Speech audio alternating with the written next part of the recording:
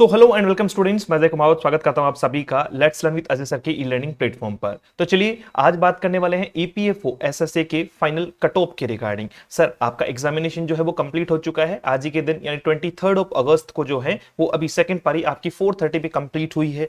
इसके ठीक बाद में पेपर के लेवल को देखते हुए कंप्लीट आपकी जो 8 पारियों में यानी 4 दिन की 8 पारियों में जो पेपर हुआ है इंक्लूडिंग दिस ऑल्सो, इसको भी मिला के मैं बात कर रहा हूं आपकी, ये पूरा का पूरा जो है वो वीडियो मैंने तैयार किया है कि किस फैक्टर पे जो है वो क्या क्या चीजें काम आएगी। तो बात करेंगे फाइनल कट ऑफ के रिगार्डिंग, नॉर्मलाइजेशन के रिगार्डिंग, सेक्शनल कट ऑफ के रिगार्डिंग और कौन टाइपिंग टेस्ट कर सकता है। तो सबसे पहले जजमेंटल होने से पहले आप इस बात को जरूर समझिएगा कि मेरिट बनाने से पहले किन फैक्टर्स को ध्यान में रखा जाता है। मैं डायरेक्ट बेसिस पे मेरिट बताने से पहले थोड़ा आपको जो है वो क्लियर कर दूं, चीजों को समझा दूं कि मेरिट बनने का तरीका वास्तविकता में क्या है। तो चलिए लेकर चलते हैं, बात करते हैं सबसे पहले कि कट ऑफ जो है वो किन चीजों पर डिपेंड करती है, कट ऑफ जो है वो किस पार्ट पर डिपेंड करती है। तो आप कहेंगे कि सर कट ऑफ आपकी डिपेंड करती है बहुत सारे अलग अलग फैक्टर्स पे।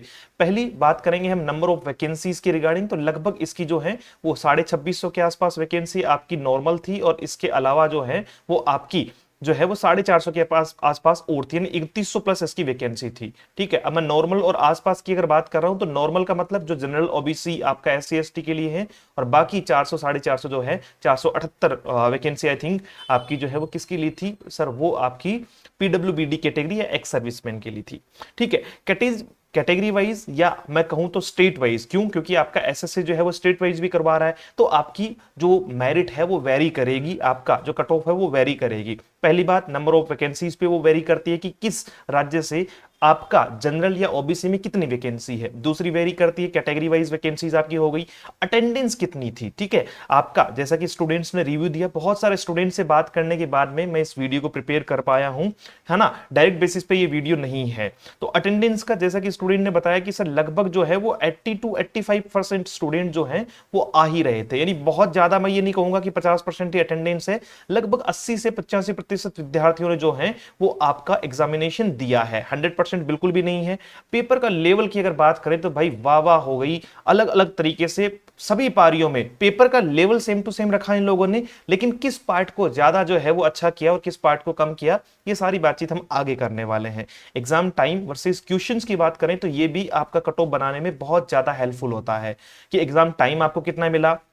जैसे कि मैं कहूं कि भाई आपको 2 घंटे 30 मिनट का टाइम मिला, यानी 150 मिनट का आपको टाइम था और 150 ही आपके पास में क्वेश्चन थे, तो 1 मिनट में आपको एक क्वेश्चन करना था, जिसमें से 60 क्वेश्चन आपके जो है वो किसके थे सर, ये मैथ्स और रीजनिंग के भी थे, तो कैलकुलेटिव भी होंगे। तो वहां कहीं ना कहीं ये फैक्टर बड़ा डिपेंडेंट होता है कि भाई आपकी कट ऑफ जो है वो कम या ज्यादा जाने के पीछे का एक रीजन होता है एग्जाम टाइम और क्वेश्चन। दूसरा इसमें सेक्शनल टाइम आपका, मैं कहूं तो भाई सेक्शनल टाइम एक बहुत बड़ा फैक्टर था कि आपको सेक्शनल टाइम दिया गया। समझिएगा इस बात को कि सेक्शनल टाइम देने का मतलब मेरा जो है वो कहने का अर्थ क्या है कि अलग अलग सेक्शन में बांट के टाइम नहीं बांटा गया है कि भाई 30 मिनट में आपको रीजनिंग करनी है, ऐसा कुछ नहीं है, लेकिन सेक्शन में बांट दिया गया। क्या कर दिया, सेक्शन में बांट दिया गया, और सेक्शन में बांटने की वजह से जो है वो टाइम मैनेजमेंट में बहुत सारी दिक्कतें हुई। इस पे भी अपन बात करने वाले आगे। और नेगेटिव मार्किंग, जैसा कि आपको पता है कि एग्जामिनेशन में नेगेटिव मार्किंग भी था, तो कहीं ना कहीं आपका एक्यूरेसी न होने की वजह से भी कट ऑफ जो है वो ऊपर नीचे होती है। तो ये फैक्टर थे आपके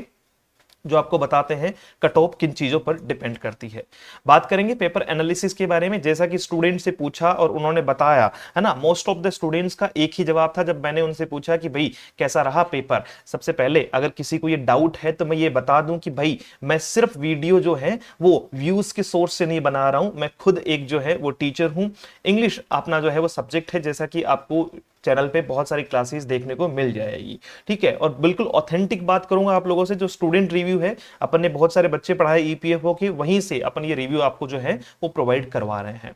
every student was puzzled while paper, sir वो कह रहा है कि मैंने सर सीजीएल मेंस दे दिया। कई बच्चे ऐसे थे जिन्होंने 2-2 बार मेंस दिया हुआ है, वो कह रहे हैं सर रीजनिंग के जो हैं वो हमसे तो 30 क्वेश्चन ना हुए, है ना, 25 या 26 क्वेश्चन में अटक रहे, मतलब 30 तो पूरे हुए ही नहीं, और इसमें भी लगभग लगभग हमें 40 से जो है वो 45 मिनट तक का भी टाइम लगा है कुछ बच्चों को। रीजन क्या था कि सर बहुत ज्यादा जो है वो डेप्थ क्वेश्चन थे। क्रॉस क्वेश्चन थे, या मैं कहूं तो बैंकिंग पैटर्न पे आधारित जो है वो क्वेश्चंस थे, या कहूं तो लॉजिकली जो है वो बात ज्यादा की गई थी। तो बहुत सारी चीजें आपकी जो है वो रीजनिंग या बाकी सब्जेक्ट्स में भी ऐसा देखने को मिला था। ऐसा सेम टू सेम आपको कंप्यूटर में भी देखने को मिला। तो पेपर के टाइम पे हर स्टूडेंट जो है वो परेशान हुआ है। आप भी अगर इनमें से एक है तो बिल्कुल घबराने की जरूरत नहीं है। टाइम मैनेजमेंट बहुत बड़ा बैरियर था, क्योंकि 150 मिनट में 150 क्वेश्चन करना, उसमें से भी 60 क्वेश्चन मैथ और रीजनिंग के निकालना, वो भी इन डेप्थ लेवल के क्वेश्चंस जहां रीजनिंग और मैथ में पूछे गए थे। मैथ फिर भी इजी था। तो इन सारे फैक्टर्स को मिला के आपका टाइम मैनेजमेंट बहुत सारे स्टूडेंट्स नहीं कर पाए। कुछ लोग जो हैं एग्जैक्टली अगर मैं बात करूं 18 अगस्त वाले जो बच्चे हैं, उनको बहुत सारे बच्चों को यह भी नहीं पता था कि सेक्शनल कट ऑफ रहेगी कि नहीं रहेगी, है ना। आपके बहुत सारे बच्चे ऐसे थे जिनको एग्जामिनेशन सेंटर पे जाने के बाद में ये सारी चीजें पता चली या उनको पता नहीं चली। तो कईयों ने तो पेपर पूरा किया ही नहीं है। बाकी टाइम मैनेजमेंट, किसी का जो है वो पेपर आपका कंप्लीट नहीं हुआ, किसी के जो है वो 150 में से वो 120 क्वेश्चन तक ही पहुंच पाया, कुछ 140 तक ही पहुंच पाए, यानी 10 20 30 क्वेश्चंस तक जो हैं वो कंप्लीट कर ही नहीं पाए। लेवल जो है वो मॉडरेट था, आपका मॉडरेट टू एडवांस था। क्वेश्चंस बहुत लेंथी थे, है ना, क्वेश्चंस बहुत लेंथी थे, पूरे के पूरे 8 की 8 पारियों में। डेप्थ क्वेश्चंस जो है वो पूछे गए थे, आपके ऑप्शन बेस्ड कम थे। ऐसा नहीं है कि डायरेक्ट आप ऑप्शन देखते ही जो है वो आंसर दे दो, ऐसे क्वेश्चंस आपको देखने को नहीं मिल रहे थे। और बहुत सारे स्टूडेंट्स जो है वो टाइम के साथ में पेपर को कंप्लीट ही नहीं कर पाए। मैंने students could not complete the paper in time. ठीक है, to qualify sectional cut off was a task. और भाई सबसे बड़ा टास्क हमारे लिए क्या था कि सर आपकी सेक्शनल कट ऑफ को क्वालिफाई करना। क्यों? क्योंकि आपका देखिए, जब बात होती है सेक्शनल कट ऑफ की, तो मैं इसकी भी आपको पूरी लैंग्वेज समझाऊंगा कि सेक्शनल कट ऑफ डिपेंड किस पे करती है, कैसे सेक्शनल कट ऑफ बनती है ना, उस पे कौन कौन से फैक्टर्स काम में आते हैं। मोस्ट प्रोबेबली यहां मैंने बात की पेपर एनालिसिस के बारे में, और डेफिनेटली अगर आपने बहुत अच्छे से मेरी बात को समझा होगा तो आपने इन चीजों को फील किया होगा कि बिल्कुल सर ऐसी ही बातें हमें देखने को मिली थी। अब बात करने वाले हैं आपके चारों डे की, आपकी जो है वो आपका 18, 21, 22 और 23 को जो पेपर हुआ है उसकी 8 पारियों के रिगार्डिंग, जो आपकी मॉर्निंग और इवनिंग की जो पारी थी या नून की पारी कहूं, 2 पारियों में पेपर हुआ है। तो 8 की 8 पारियों में लगभग एक चीज जो है वो कॉमन देखने को मिली, और वो आपकी थी कि रीजनिंग के जो 30 क्वेश्चन थे वो मॉडरेट से एडवांस थे, है ना। मोस्टली एग्जामिनेशन में देखने को मिलता है कि रीजनिंग जो है वो आपका इजी टू मॉडरेट आती है, इजी टू मॉडरेट आती है, लेकिन यहां रीजनिंग जो है वो कैसी थी, मॉडरेट से एडवांस की तरफ थी, टाइम टेकन थी। मैं पहले ही बता चुका हूं 30 क्वेश्चन में भी जहां रीजनिंग का एवरेज टाइम है 30 क्वेश्चन के लिए 12 से 15 मिनट, 12 से 15 मिनट ये एवरेज टाइम एक अच्छा शार्प टाइम माना जाता है अगर आप बैंकिंग के या एसएससी के अच्छे स्टूडेंट हैं। ठीक है, इसके बावजूद जो है वो बच्चे को 40 से 45 मिनट तो इजीली लग रहा था। तो आप सोच सकते हैं कि क्वेश्चंस को जो है वो कितना आपको डिफिकल्ट बनाया होगा, उसका लेवल कितना एडवांस उन्होंने रखा होगा। और ये हर एक पारी में हमें देखने को मिला है। ऐसा नहीं है कि डे 1 था या डे 2 था, हर बार जो है वो स्टूडेंट्स के साथ में बिल्कुल ठीक ऐसा ही हुआ है। मैथ्स की तरफ बढ़ते हैं तो मैथ्स में आपके 30 क्वेश्चन जो थे उनमें इजी टू मॉडरेट क्वेश्चन थे, आपके लॉजिकल क्वेश्चंस जो ऑप्शन बेस्ड थे, या बहुत सारे स्टूडेंट्स ने कहा कि सर मैथ्स तो इजी ही था। देखिए, पेपर इजी होना और ना होना ये दो बातों पे और डिपेंड करता है, आपके पढ़ने पर भी बहुत डिपेंड करता है। कुछ बच्चों को लगेगा कि सर मैथ्स भी बहुत टफ था, ये हो सकता है ना कि मैथ्स आपके लिए टफ था कि वो आपको ना आता हो, लेकिन आपका जो है वो जिन स्टूडेंट्स की अगर मैं बात करूं, मैं एवरेज बात कर रहा हूं, तो एवरेज जो पेपर था वो कहीं ना कहीं आपका इजी टू मॉडरेट था। इजीली मैथ्स में आप जो है वो 20 से 25 क्वेश्चन तो हर कोई बच्चा 20 क्वेश्चन तो इजीली बच्चा क्वेश्चन जो है वो अटेम्प्ट कर पा रहा था, और 20 से 25 इसका एक अच्छा स्कोर था। जीके की अगर बात करें तो जीके आपको बहुत ही अच्छे लेवल पर पूछा गया, मॉडरेट टू एडवांस लेवल पे पूछा गया। अगर कहूं आपका करंट अफेयर या आपका जो भी क्वेश्चंस थे, तो करंट अफेयर को भी जो है वो हिस्टोरिकल पार्ट से या ज्योग्राफिकल स्ट्रक्चर से जो है वो अटैच करके पूछा गया, करेक्टेड क्वेश्चन ज्यादा थे।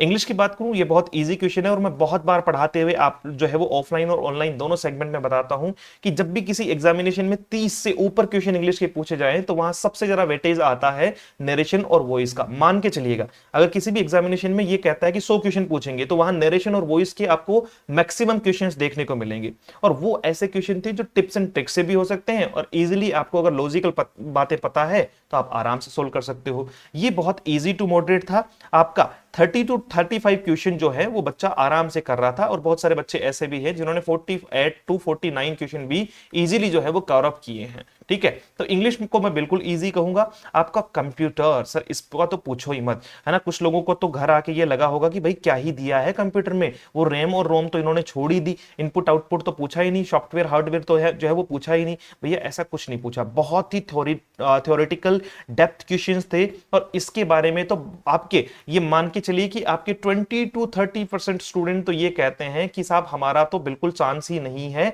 इसमें तो हमसे सेक्शनल भी कट ऑफ जो है वो क्वालिफाई नहीं होगी। ठीक है, इस लेवल का जो है वो आपका कंप्यूटर दिया हुआ था। 2.5 घंटे का टाइम था, 150 मिनट जिसको अपन ने कहा 150 क्वेश्चन के लिए। तो ये था आपका एसएसए का आपका 8 पारियों का पूरा ग्राउंड। Is it clear? तो अब बात करते हैं इसके ठीक बाद में आगे की कि सर नॉर्मलाइजेशन के बाद में क्या होगा। पहली बात आपका नॉर्मलाइजेशन होगा, और नॉर्मलाइजेशन में पेपर आपका बहुत जो है वो लॉजिकल रहा है, हर बार पेपर सेम रहा है, तो बहुत ज्यादा वेरिएशंस आपको देखने को नहीं मिलेंगे। किसी बच्चे को ये लगता होगा कि साहब मेरी तो 20 नंबर 50 नंबर 100 नंबर बढ़ जाएंगे, ऐसा नहीं होगा। मैक्सिमम जो फर्क आएगा वो 10 से 15 नंबर के आसपास का फर्क आ सकता है, मैक्सिमम बताया मैंने। बाकी वही 4-5-3-4 4-5-3-4 नंबर जो है वो आपको देखने को मिलने वाले हैं।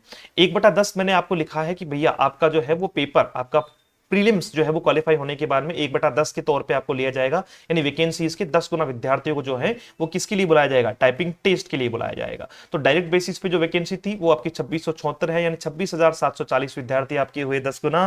पीडब्ल्यूबीडी की या एक सर्विसमैन कैटेगरी की अगर बात करूं तो वो 478 विद्यार्थी है, यानी 4,780, यानी टोटल आपके जो है वो कुछ इन स्टूडेंट्स को जो है वो 31-32 हजार के आसपास जो है वो अप्रोक्सीमेट बता रहा हूं मैं, 32,000 के आसपास स्टूडेंट्स को जो है वो किसके लिए बुलाया जाएगा, आपके जो है पेपर के लिए टाइपिंग टेस्ट के लिए बुलाया जाएगा। यहां तक की बातचीत अगर आपको समझ में आ गई हो तो अब बात करते हैं आपका अप्रोक्सीमेट जो है वो सेक्शनल कट ऑफ के बारे में कि सर अप्रोक्सीमेट जो है वो सेक्शनल कट ऑफ क्या रहेगी और कैसे इसके बारे में मैं जानकारी जुटा सकता हूं। सबसे पहली बात देखो, 2019 में भी ये पेपर हुआ था। 2019 में ईपीएफओ एसएसए ने पेपर करवाया था, वो पूरा का पूरा बैंकिंग पैटर्न पे था। जो प्रीलिम्स था ना उसमें 30-30 जो है वो 35-35-30 का जो है वो पैटर्न था, 35-35-30 का पैटर्न था, वही 60 मिनट वाला आपका, यानी 35 क्वेश्चन मैथ के, 35 रीजनिंग के, 30 इंग्लिश के। ये बैंकिंग पैटर्न है, ये क्या है आपका बैंकिंग पैटर्न है। इसमें सबसे मेन बात जो टास्क होती है इस टाइम पे आपका, आपने देखा होगा कि सर इसमें मोस्टली जो है वो इंग्लिश की जो अगर हम बात करें कि सेक्शनल कट ऑफ जाती है वो 8 से 10 नंबर के आसपास जाती है मोस्टली, मैं अगर आपको कहूं। लेकिन होता क्यों है, क्योंकि इनमें टाइम जो है ना वो बाउंड होता है, 20-20 मिनट के 3 स्लॉट होते हैं, 20-20 मिनट के 3 स्लॉट होते हैं। आप इस बात को समझिएगा कि आपको सेक्शनल कट ऑफ तो दे दिया लेकिन टाइम बाउंडेशन नहीं दी। आप एक किसी भी एक जो है वो सेक्शन में, जैसे रीजनिंग में 1 घंटे, आप 1 घंटे से ज्यादा का टाइम भी यूज कर पा रहे थे, आप 15 मिनट भी यूज कर पा रहे थे, लेकिन टास्क क्या था कि एक बार अगर आपने सेक्शन को सबमिट कर दिया तो दोबारा उसको रीचेक करने के लिए आप नहीं आ सकते। यानी आपको अगर रीजनिंग शुरू हो गया है तो आपको रीजनिंग कंप्लीट करना ही होगा, आपको आता है या नहीं आता है। अगर आपको ये लगता है कि भी मैं रीजनिंग से पहले इंग्लिश करना चाहूंगा और आपने रीजनिंग को सबमिट कर दिया तो दोबारा आप नहीं कर सकते। तो सेग्रीगेशन क्या रहा वो समझिएगा।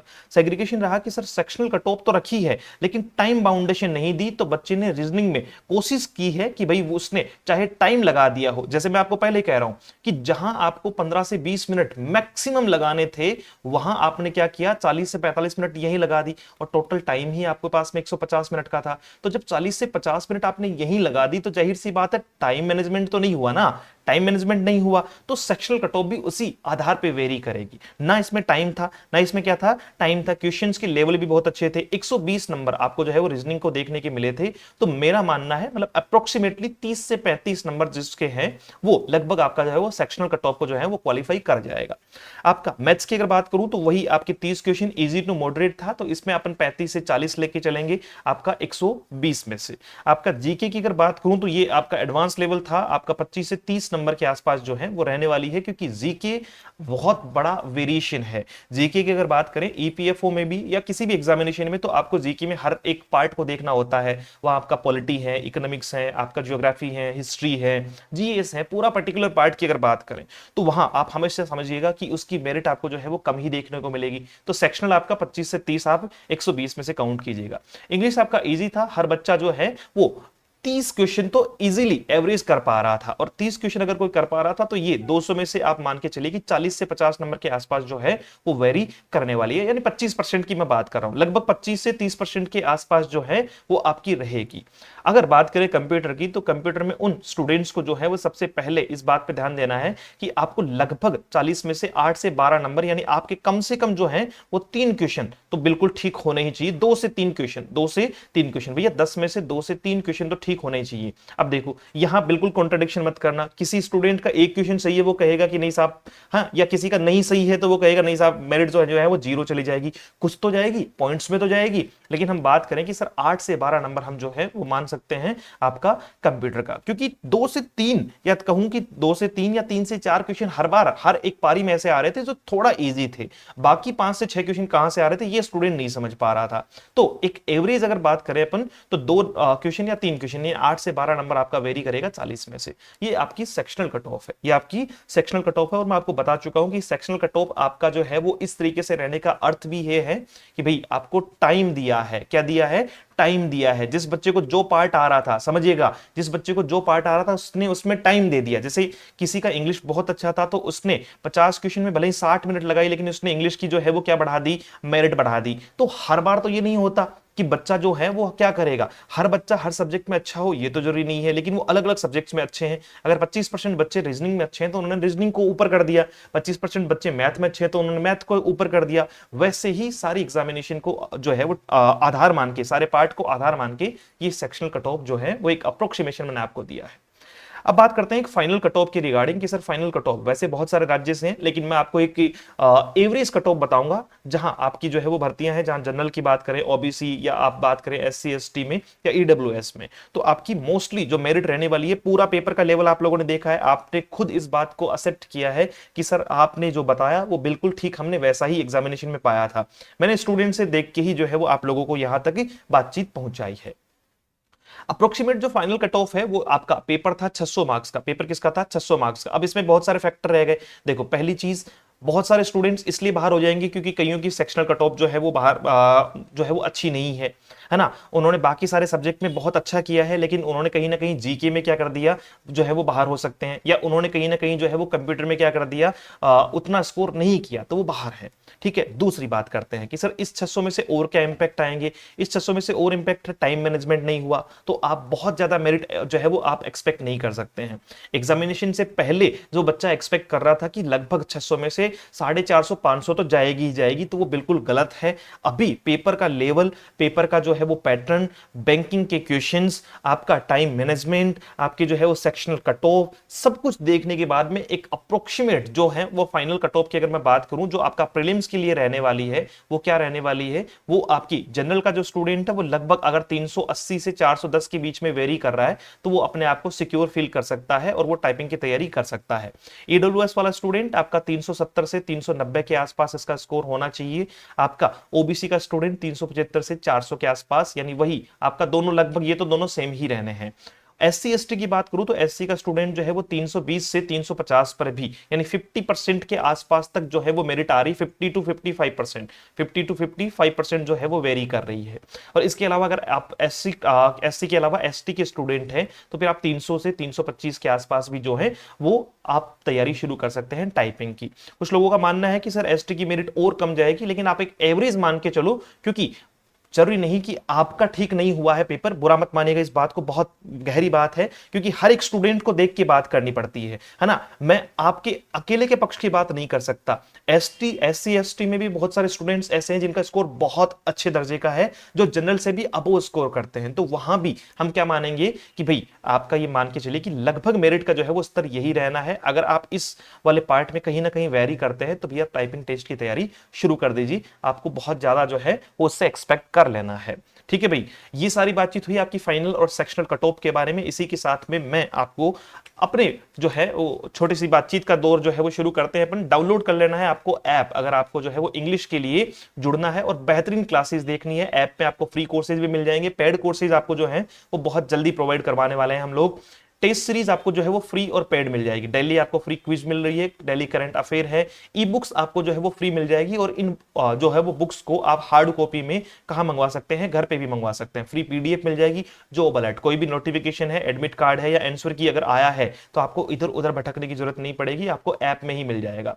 आपका टेलीग्राम लिंक जहां से आप किसी भी प्रकार का डाउट जो है वो ले सकते हैं, और लाइव टेस्ट आपको जो है वो वहां पर सुविधाएं उपलब्ध होगी। कुछ इस प्रकार का इंटरफेस आपको देखने को मिलेगा। ये अपना लोगो है, let's learn with Ajay sir, आपको सर्च करना है। ये अपना टेलीग्राम चैनल है जिसको आपको ज्वाइन कर लेना है, और आपको इसी एप्लीकेशन को डाउनलोड करना है। इस प्रकार का जो है वो आपको इंटरफेस देखने को मिलने वाला है, ठीक है। और पेड बैचेज अगर किसी को लेने हैं और आपको जो है वो आपकी कोई क्वेरी है तो वो इन नंबर पे जो है वो मैसेज कर सकता है 9024098981।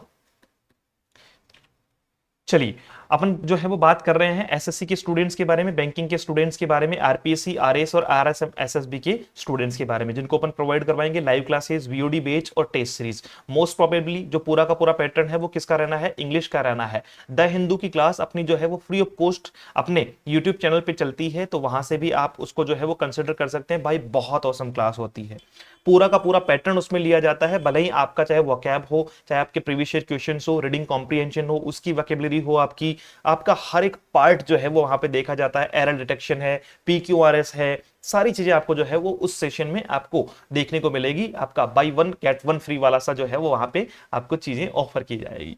तो मुलाकात करते हैं इसी के साथ में। आप जो है वो बाकी सारे सोशल मीडिया प्लेटफॉर्म पर जो है वो आप फॉलो कर सकते हैं, let's learn with Ajay sir के नाम से। So thank you so much, have a great day, see you soon in the next session. जय हिंद।